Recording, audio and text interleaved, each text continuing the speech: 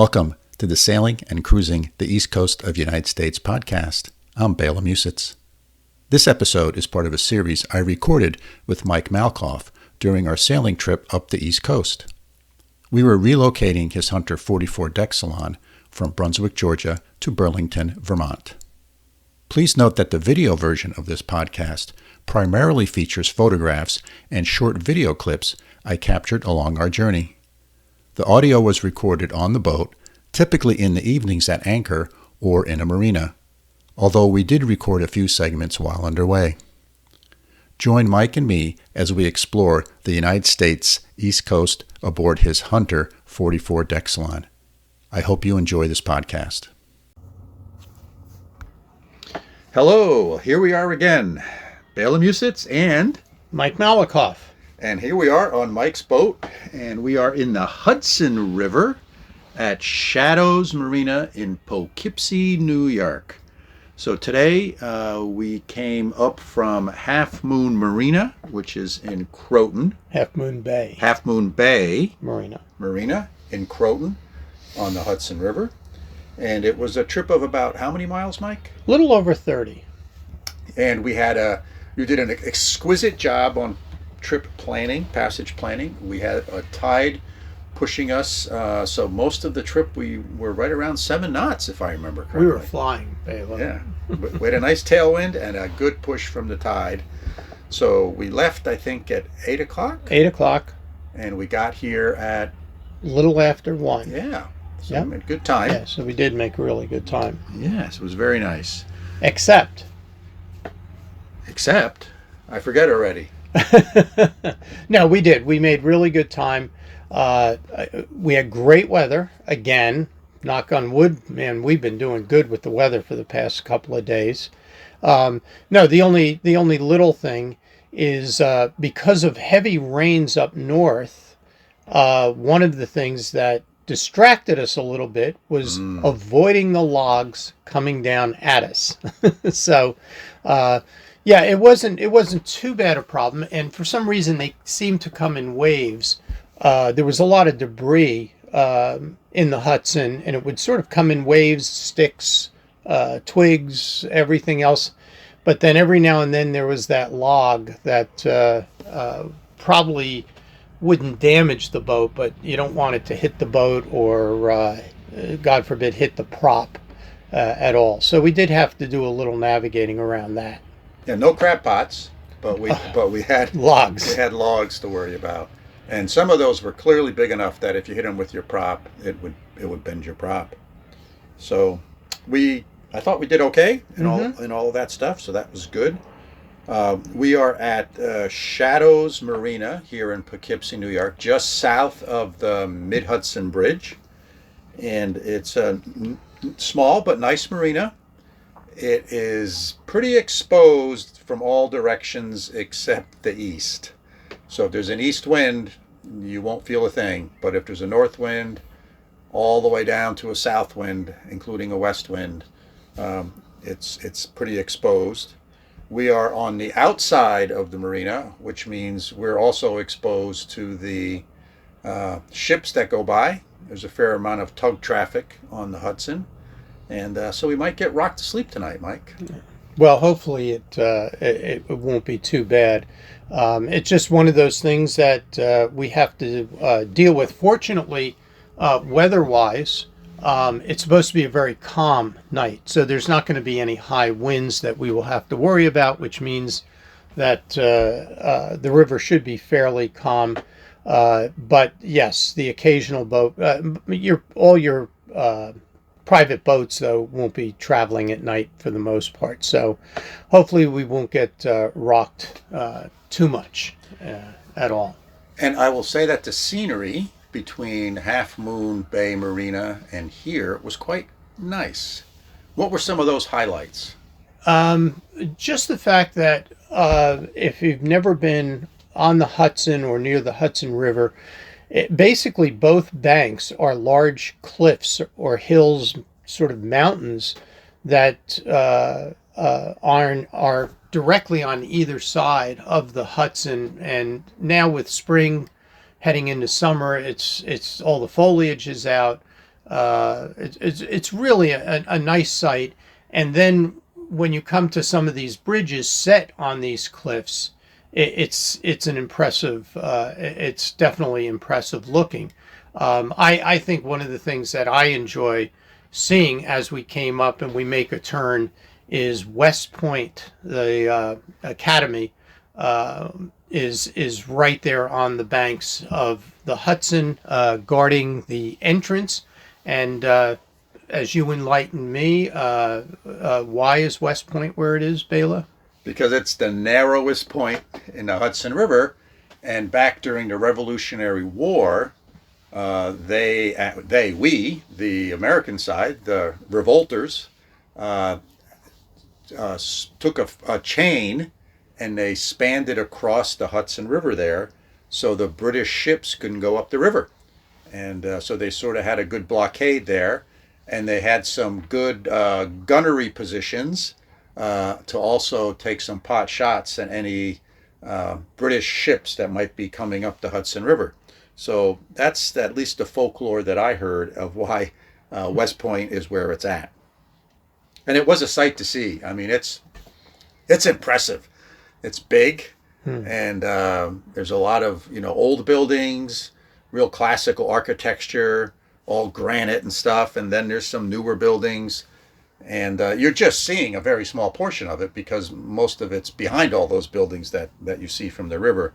But it was it's nice to see that, and kind of makes you proud to go by there. At least it made me proud. Yeah, and I told Bela the story that I've been there multiple times, both years ago as an athlete and then later seeing games there. It's always impressive. But one experience I had was when I brought the boat down from Lake Champlain on the Hudson River. And West Point, again, is at a very narrow point, and there's a big bend that you go around. So you can't really see around the bend. And coming down on the bend, I came around, and all of a sudden a small motorboat came right up to my sailboat. My wife was in it and had a megaphone. He says, hold on, can you slow down? And it was, kind of caught us off guard.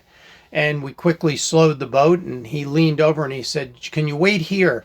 We have the cadets swimming across the Hudson River. And this was in late September.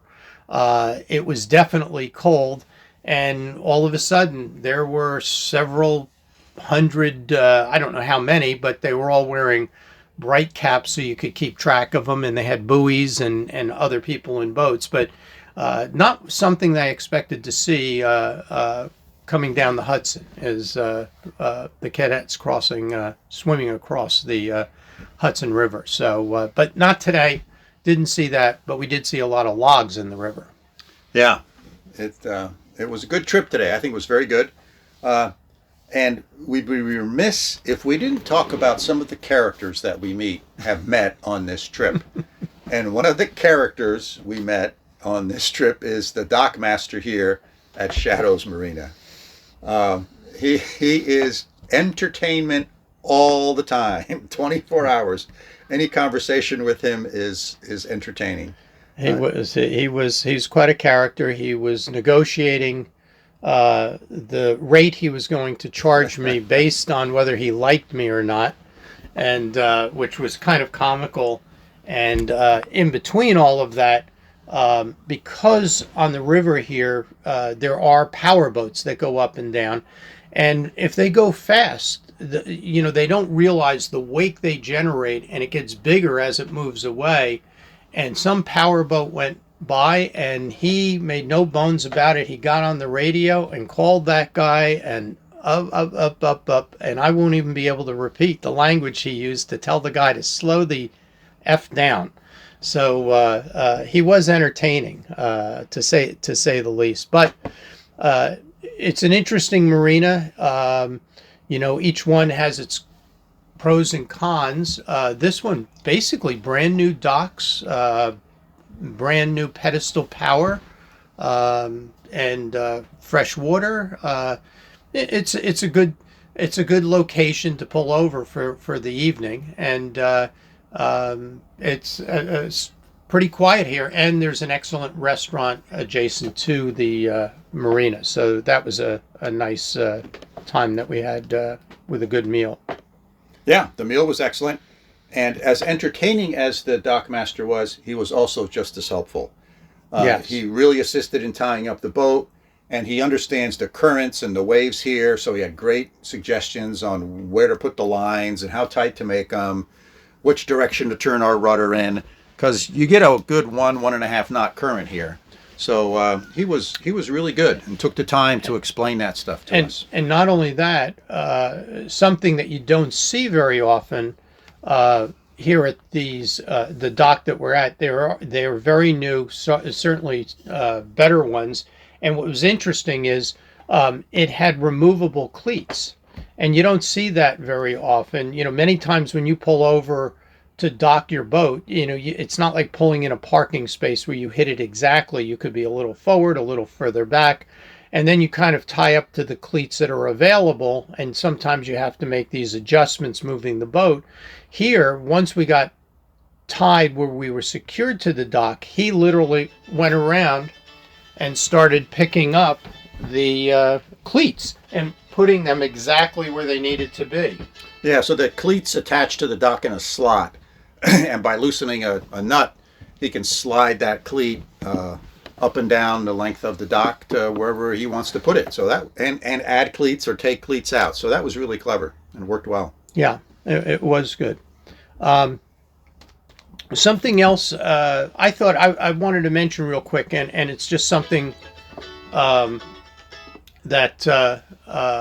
I've been doing all along in traveling with the boat, is that I keep logs of the travels that we do, and I do it in two, both before and after, in terms of tracking what we do. But I bring this up only because in coming up the ICW, which has a lot to keep track of, there are so many different types of bridges and shoalings and places you need to watch out for. Every day I usually make a list of all these things so I know what to expect. I mark down the mileage, where it's going to be, where to hit, and in some cases one day can be an entire page in my logbook. Now that we're on the Hudson, the past couple of days, there are no depth problems here. Everything is 40 feet plus. There's no shoaling that I've found so far. And Bela, you've assured me, having been on the Hudson before, that it's just mud all the way. And we basically don't have any bridges to worry about because they're all over 100 feet high that we go under. So I found it that I can do a whole day on 3 lines because I put the starting distance and the finishing distance and keep track of engine hours and stuff. But overall, though, I don't know if others keep logs, but I found it really good as to a reference if we're returning to a place that I have all my notes. The other is I've also learned that if you ever want to charter a boat, many times they want to know what kind of experience you have.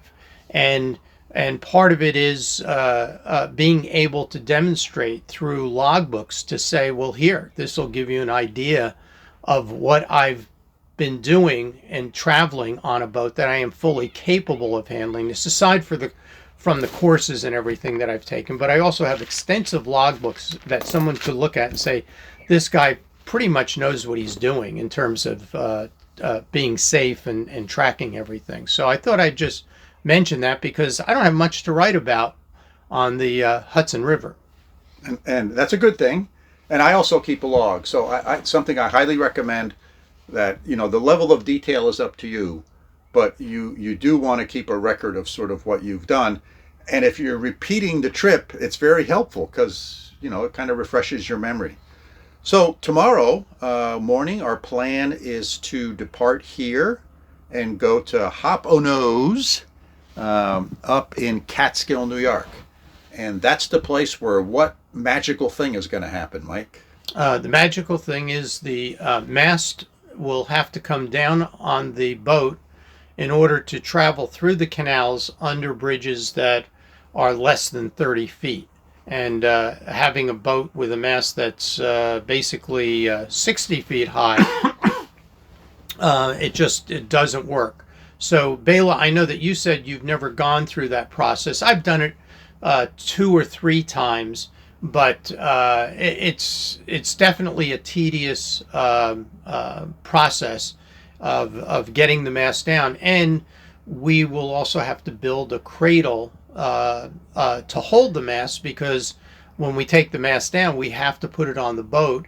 And because the mast is longer than the boat, you have to build a cradle so it sits above the cabin, the cockpit, all of the bimini, your solar cells, my solar panels. Yeah. So it is quite a process, but it's something that's done an awful lot.